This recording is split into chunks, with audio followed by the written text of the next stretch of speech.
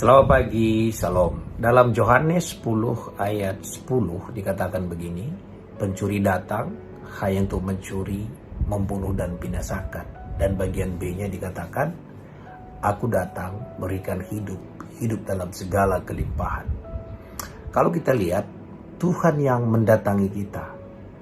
Jadi waktu kita berdoa, jangan kita menganggap kita yang menggoyang Tuhan supaya datang. Tidak. Makanya dalam Wahyu 3:20 dikatakan, aku berdiri dibuka pintu dan mengetuk. Jadi Tuhan yang mendatangin kita. Maka sesuai dengan Yohanes 10 itu tadi, aku datang. Dia yang datang dari sorga mencari kita. Supaya kita gak capek berdoa. Kalau kita menganggap Tuhan itu yang harus kita cari, Tuhan itu yang kita harus datengin, kita akan capek. Itu berlaku di perjanjian lama. Tapi di perjanjian baru, Tuhan itu bertahta tidak lagi di Yerusalem, tidak lagi di bait Allah itu.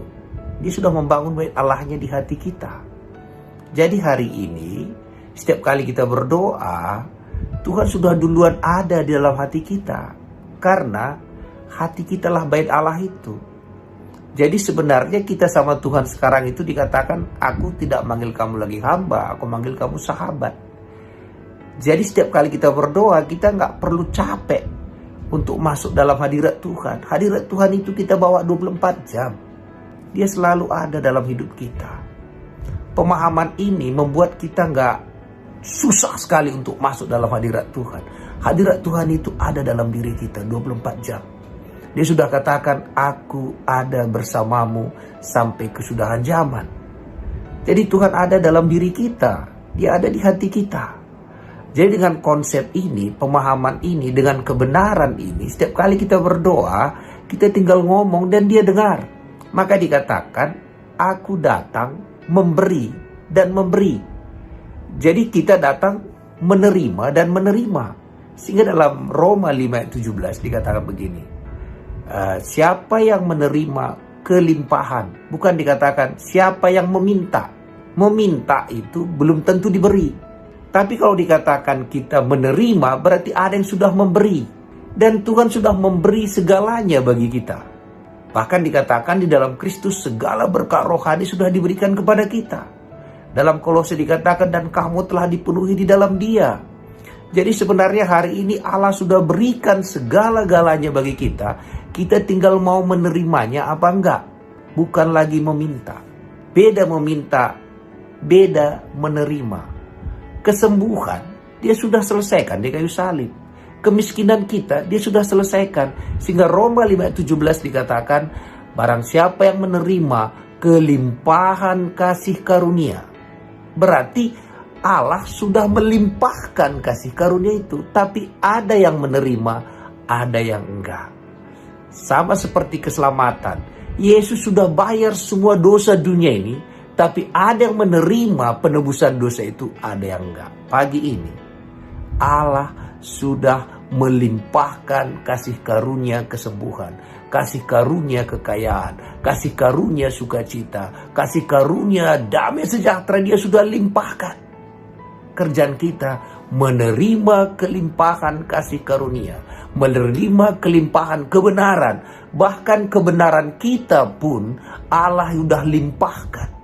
Jadi jangan dalam berpikir kita capek carinya, enggak. Tuhan sudah kasih semua bagi kita di dalam Yesus Kristus. Karena segala sesuatu ada di dalam Yesus dan Yesus di dalam kita. Sekarang apa yang sudah ada itu kita perlu belajar bersama Yesus. Maka katakan, belajarlah kepadaku. Maka mau tidak mau kita harus banyak belajar mendengar Dia. Sehingga apa yang Dia berikan itu kita bisa pakaikan dalam kehidupan kita. Jadi pagi ini jangan lagi bergumul bahwa kita harus ketemu Tuhan. Tuhan ada bersama kita 24 jam dan Dia akan bersama kita sampai selama-lamanya. Karena itu pagi ini Tuhan yang datang, Tuhan yang memberi. Kerjaan kita adalah menerima dan menerima. Dan dikatakan dalam ayat itu, waktu kita menerima kelimpahan kasih karunia dan kelimpahan kebenaran itu, kita hidup dan kita berkuasa. Jadi hari ini kalau kita merasa dikuasai oleh sakit penyakit, dikuasai oleh kekhawatiran, dikuasai oleh banyak hal, artinya kita belum mau menerima kelimpahan kasih karunia dari Allah. Kasih karunia artinya apa? Sesuatu yang kita tidak layak terima, kita terima. Itulah kasih karunia.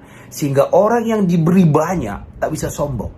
Dia bisa mengatakan semua karena Tuhan. Jadi pagi ini bukan kita yang mengetuk Tuhan, Tuhan yang mengetuk hati kita. Dan Dia datang memberi dan memberi. Dan kerjaan kita bukan meminta lagi, menerima dan menerima. Terpujilah nama Tuhan. Amin.